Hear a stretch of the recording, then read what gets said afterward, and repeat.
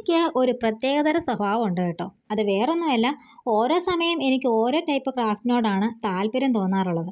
ഒരു ഉദാഹരണം പറയുകയാണെങ്കിൽ ജ്വല്ലറി മേക്കിങ്ങിനോടാണ് എനിക്കിപ്പോൾ താല്പര്യമെങ്കിൽ അടുത്ത തവണ ചിലപ്പോൾ ഫാബ്രിക് പെയിൻറ്റിങ്ങിനോടായിരിക്കും, ചിലപ്പോൾ റെസിൻ ആർട്ട് അല്ലെങ്കിൽ നെറ്റിപ്പട്ടം, അതും അല്ലെങ്കിൽ ഇപ്പം ഞാൻ ചെയ്തുകൊണ്ടിരിക്കുന്ന ഹെയർ ആക്സസറി ഉണ്ടാക്കുന്നതിനാണ്.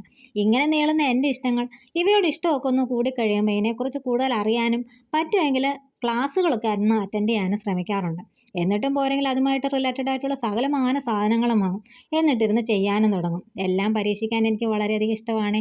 ഒരു ക്രാഫ്റ്റിനോട് ഇഷ്ടം തോന്നിയാൽ അതിൻ്റെ മെറ്റീരിയൽസ് എന്തൊക്കെയാണ്, എവിടെ നിന്ന് വാങ്ങാം, അങ്ങനെ തുടങ്ങിയ കാര്യങ്ങൾ മറ്റുള്ളവരോട് ചോദിച്ചും അവരൊട്ട് പറഞ്ഞില്ലെങ്കിൽ പിന്നെ അന്വേഷിച്ചിറങ്ങലും ഒക്കെയാണ്. എൻ്റെ കയ്യിലെ പൈസ മൊത്തം തീരുന്നത് ഇങ്ങനെയൊക്കെയാണ്. ചിലപ്പോഴൊക്കെ ക്രാഫ്റ്റ് ഐറ്റംസ് പർച്ചേസ് ചെയ്യാൻ പോകുമ്പോൾ ഇപ്പോൾ എനിക്ക് ആവശ്യമില്ലെങ്കിലും അവിടെ കാണുന്ന പലതും ഞാൻ വാങ്ങാറുണ്ട്.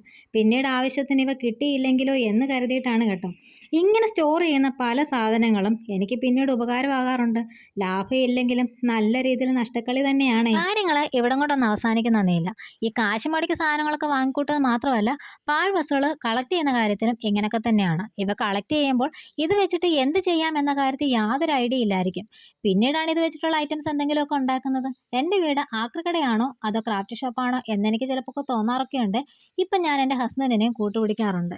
ഇങ്ങനത്തെ വ്യത്യസ്തമായ സ്വഭാവമുള്ള ആരെങ്കിലും ഉണ്ടോ ഒന്നറിയിക്കണം കേട്ടോ. നേരത്തെ ആണേലും ഇപ്പോഴാണേലും ഇഷ്ടം കൊണ്ട് മാത്രമാണ് ഈ ആർട്ട് ആൻഡ് ക്രാഫ്റ്റ് ചെയ്യുന്നത്. എപ്പോഴും നഷ്ടം തന്നെയാണ്. പക്ഷെ നമ്മൾ ചെയ്ത് കഴിയുമ്പോൾ തന്നെ ആ ഒരു ഫൈനൽ ലുക്ക് കാണുമ്പോൾ തന്നെ മൈൻഡ് ഫുള്ള് ഹാപ്പി ആക്കാറുണ്ട്. നമ്മുടെ ഉള്ളിലുള്ള ചെറിയൊരു കഴിവ് മറ്റുള്ളവർക്ക് കൂടി ഉപകാരം ആകട്ടെ എന്ന് കരുതിയാണ് അതൊക്കെ ഒന്ന് വീഡിയോ ആക്കാനും ഇൻസ്റ്റഗ്രാമും അതുപോലെ തന്നെ യൂട്യൂബ് ചാനലും ഒക്കെ തുടങ്ങിയത്. എൻ്റെ ഈ വ്യത്യസ്തമായ സ്വഭാവം കാരണം എല്ലാവരും പറയും, ഗായത്രി എന്നാൽ ഇതൊരു ബിസിനസ് ആക്കിക്കൂടെയാണ്. അങ്ങനെ ആർട്ട് ആൻഡ് ക്രാഫ്റ്റ് ബിസിനസ് ചെയ്യാം എന്ന് തീരുമാനിച്ചു.